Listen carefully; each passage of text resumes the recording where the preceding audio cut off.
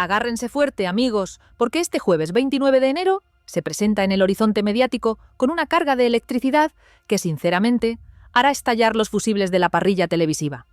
Aquí, en vuestra casa, en la Corrala VIP, somos los únicos que os vamos a contar el verdadero terremoto que se avecina. Un seísmo que amenaza con dejar a más de uno en el más absoluto de los desamparos profesionales. Si todavía no estás suscrito al canal, este es el momento, el único, el crucial, para que te unas a esta comunidad de valientes que no temen a la verdad. Porque aquí, prometemos, no nos callamos ni una. Mira que lo decíamos, lo intuíamos, lo sentíamos en el aire viciado de las tertulias más rancias. La bomba estaba gestándose, y ahora, en este preciso instante, los indicios son tan flagrantes que casi duelen. ¿Os acordáis de esas palabras que a veces pronuncia la propia María Patiño? Esas sentencias lapidarias sobre lo que le ocurre a un periodista cuando se atreve a mentir. Pues bien, prepárense para ver a la vida, con una ironía macabra, darle una cucharada de su propia medicina, una cucharada doble y sin azúcar, de esas que amargan hasta el alma.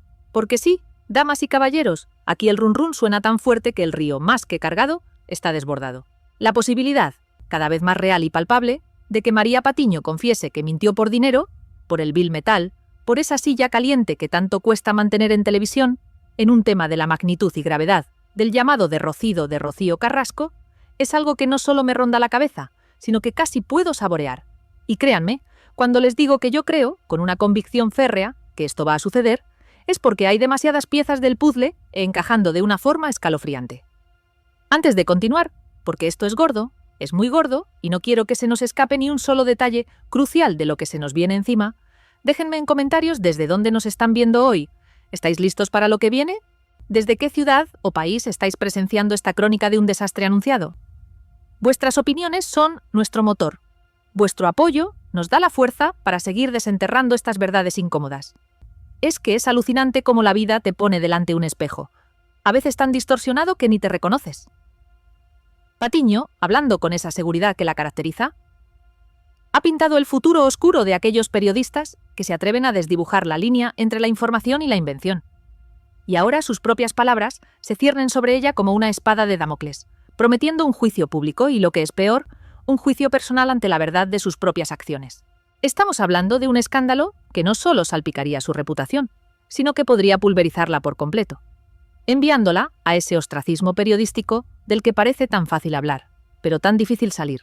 El mundo del periodismo es implacable cuando se descubre la mentira, y en este caso, la mentira no solo afectaría a una persona, sino que destrozaría la credibilidad de un relato completo, de una narrativa que muchos compraron sin dudarlo, sin investigar, sin cuestionar. Fijaos bien en un caso que ya ha sentado precedentes, el de ese otro periodista, Cofreces, quien, según nos llega, ha vivido en sus propias carnes la cruda realidad de la mentira mediática. No tiene trabajo, no le llaman de ningún sitio, su situación real a nivel periodístico es un abrumador -20. ¿Y saben qué? No tiene credibilidad ninguna. Está en el subsuelo más profundo de una profesión que no perdona estas traiciones. El medio de comunicación para el que estuvo trabajando durante todos estos años, ese que presuntamente se subió al carro de la falsedad, ese chiringuito, amigos, tiene que cerrar por completo. Ha sido condenado, la justicia ha hablado y el peso de la ley ha caído sobre ellos. ¿Es que esto no es un aviso? ¿Es que no es un claro y rotundo ejemplo de lo que sucede cuando se juega con la verdad y la dignidad de las personas? La gravedad de la situación de esta señora, y por ende la de Patiño si se confirma todo esto, es inmensa. Porque estamos hablando de poner palabras en boca de alguien, incluso de personas relacionadas con Julio Iglesias. De meter a medios como el Diario Punto es en un entramado que, a primera vista, parece completamente fabricado. ¿Y con qué fin? La sensación que a mí me da es que todo esto fue inventado, en connivencia con ciertos sectores políticos, para tapar cortinas de humo, para ocultar cosas gravísimas que estaban sucediendo en la sombra. Es que lo vemos una y otra vez. La historia se repite con una monotonía aterradora. Las tramas se tejen con mentiras para distraer, para desviar la atención de lo realmente importante, de lo verdaderamente trascendente. Intentan tapar el sol con un dedo, pero al final, la verdad, por muy oculta que esté, siempre encuentra una rendija por donde colarse, una fisura por donde gritar su nombre a los cuatro vientos. Y ese momento, queridos espectadores, está a punto de llegar, está casi llamando a la puerta. ¿El beneficio de estas mentiras cuál era? Pues, según algunos, esa Ana millonaria a la que se alude en ciertos círculos, Ese entramado de intereses que se movían entre bambalinas mientras se cocinaba una historia que hoy huele, y mucho, a podrido. Si un medio se inventa una historia por intereses económicos o políticos, eso es la muerte de la credibilidad. Es el fin de una carrera. Es la condena pública de quienes lo permiten y lo ejecutan. Imputar un delito a una persona, sea quien sea, me da igual si es un famoso, un desconocido o el mismísimo rey, es una línea roja que ningún periodista debería atreverse a cruzar. Hacerlo falsamente, con impunidad, es el principio del fin.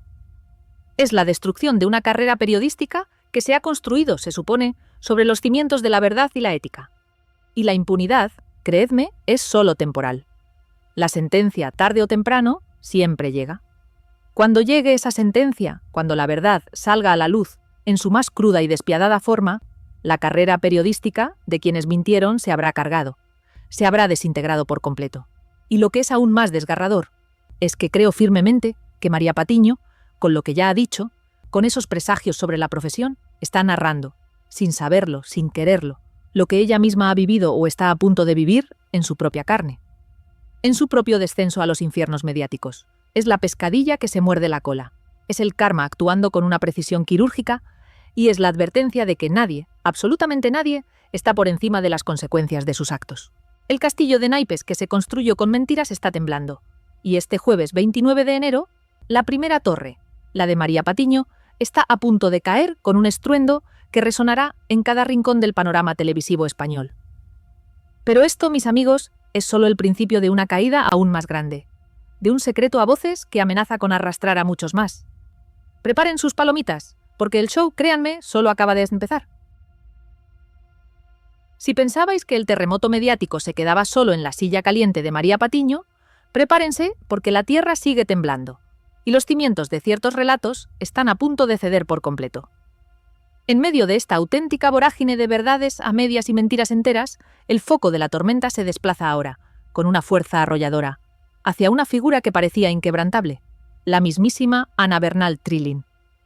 Su reaparición en escena, acompañada de unos vídeos de hemeroteca brutales, no solo la deja en evidencia, sino que la coloca en el epicentro de un escándalo que reescribirá la historia, una vez más, ante nuestros propios ojos.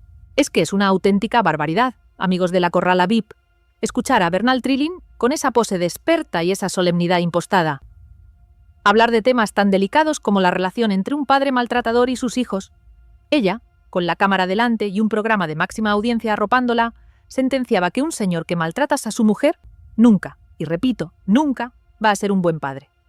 Una afirmación que a primera vista parece de cajón, una verdad universalmente aceptada, pero que en el contexto de la saga Carrasco adquiere una ironía tan cruel que roza lo insoportable. Porque da la casualidad, una casualidad que de casual tiene bien poco, que la justicia, esa que Bernal Trilling tanto enarbola cuando le conviene, ha dictaminado, con todas las de la ley, que la que no es precisamente una buena madre es Rocío Carrasco. ¿Lo veis? La paradoja es espeluznante. La hipocresía es tan evidente que casi se puede tocar. Es como si el universo se riera a carcajadas de quienes intentan manipular la narrativa, poniéndoles delante las pruebas de su propia contradicción, de su propio doble rasero. Recordemos esas imágenes donde Bernal Trilling, con esa voz cargada de empatía selectiva, hablaba de niños y niñas que habían estado con padres maltratadores. Explicaba cómo un juez, libremente, había dictaminado que existía un síndrome de alienación parental y que había retirado a esos menores de la madre para obligarlos a ver al padre. Niños que, al final, se habían criado con un trauma inmenso y que ahora que eran adultos y sin la obligación de ver al padre, le habían dicho: «Ahí te quedas, porque yo he sido consciente del daño que me has hecho». Un relato desgarrador, sí, pero que de nuevo, en el caso de Rocío Carrasco, se vuelve en su contra con una violencia inusitada. No es por nada, y aquí no estamos imputando delitos falsamente a nadie, que quede claro, pero es que la vida, o más bien los hijos, se encargaron de escribir la misma frase, con la misma contundencia, pero al revés. Han sido Rocío Flores y David, los verdaderos protagonistas de esta tragedia familiar, quienes han dicho con todas las letras y con todas sus acciones: «Ahí te quedas con la madre».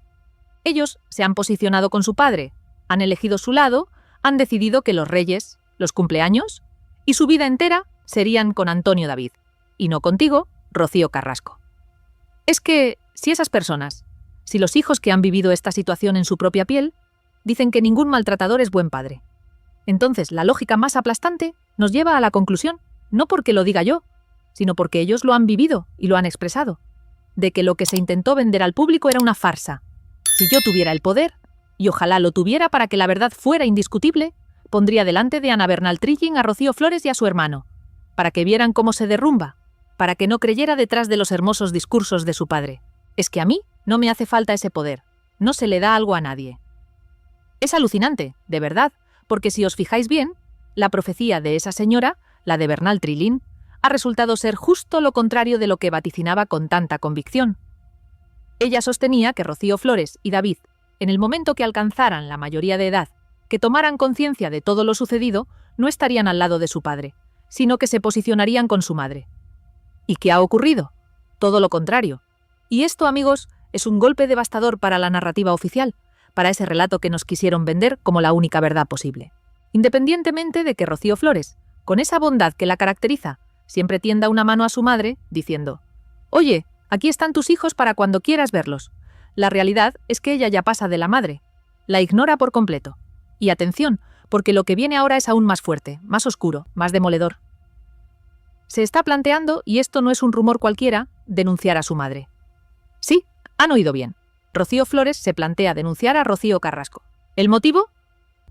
Según las malas lenguas, y aquí las malas lenguas suelen tener la lengua muy larga y llena de razón, fue ella, la propia Rocío Carrasco, quien puso encima de la mesa, quien filtró toda esa documentación sensible. Esos informes psicológicos, esa barbaridad de documentos que pertenecían al ámbito privado de, por aquel entonces, una menor. Un acto fortísimo, una traición a la intimidad de su propia hija que es simplemente impensable, que clama al cielo. No me parece eso, no me parece en absoluto que una madre pueda hacer algo así a su hija, a su propia sangre. Pero es algo que, para Rocío Flores ahora mismo, significa un horror absoluto. Y os digo que es un horror porque ya ha pasado en otras situaciones, en otros casos mediáticos. Imaginaos que se os cae el mundo encima, que vuestra mente se bloquea porque no sabéis qué pensar.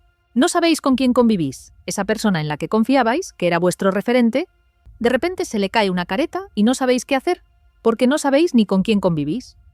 Eso es el verdadero horror, porque significa reconstruirte desde cero. Y todo tu cimiento, todo tu mundo se derrumba. Es increíble, porque lo que pretendían vender es que Rocío Flores y David llegarían un día en el que verían a su padre como el monstruo de los horrores y le dirían: «Ahí te quedas». Que no lo reconocerían, que se alejarían de él. Casualmente, la justicia, esa justicia que siempre llega, está dándole la razón a Antonio David y está condenando a Rocío Carrasco.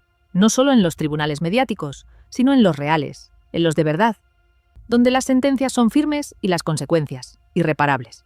Pero es que esto, y fíjense bien, no se entiende de la misma manera sin este titular que ahora les traigo a colación.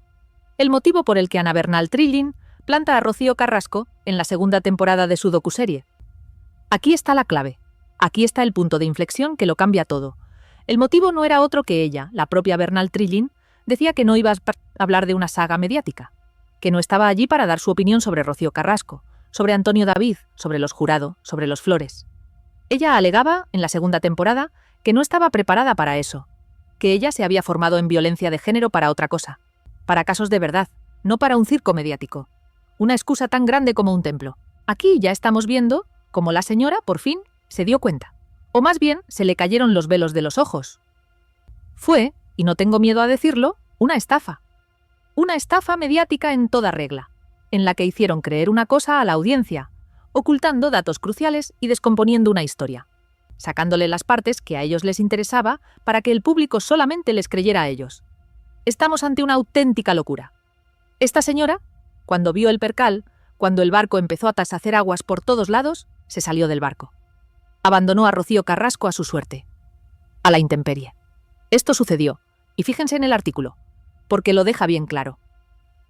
Ana Bernal Trilling no estará presente en los debates de la segunda temporada de En el nombre de Rocío. Yo no me veo en un programa sobre la familia de Rocío Carrasco. Yo soy especialista en violencia de género, no en prensa del corazón. Mi perfil no encaja en esa segunda temporada. ¿Que tu perfil no encaja en esa segunda temporada? Por favor, tu perfil no encajaba ni en la primera, pero por dinero te sentaste, te callaste y defendiste una versión que hoy se tambalea peligrosamente. ¿Y qué pasó en realidad? Cuando descubriste que Antonio David tenía preparada una batería de demandas, te saliste porque te dio miedo, te cagaste, hablando mal y pronto. Eso fue lo que sucedió. La realidad cruda y sin tapujos. La verdad que nadie se atreve a contar en televisión, pero que aquí, en la Corrala VIP, os la servimos sin edulcorantes. Aquí la señora, por cierto, no la hemos vuelto a ver vestida de fucsia ni de rosa palo, como en aquellos días de gloria y fervor feminista selectivo. Así que parece que se le has atragantado el feminismo de María Fucsia, como dicen, porque ahora no hay nadie que la apoye. Es que la vida da muchas vueltas, y el karma, amigos, es un juez implacable que no olvida. Y es por eso, y para que no os perdáis ni un ápice de esta fascinante caída en picado, por lo que os pido encarecidamente que si no lo habéis hecho ya, os suscribáis a la Corrala VIP. Aquí la verdad no se esconde, aquí la verdad os hará libres, o al menos os mantendrá al tanto de cada giro de esta novela que sigue escribiéndose, día tras día, sin un final feliz a la vista. El espectáculo no ha terminado.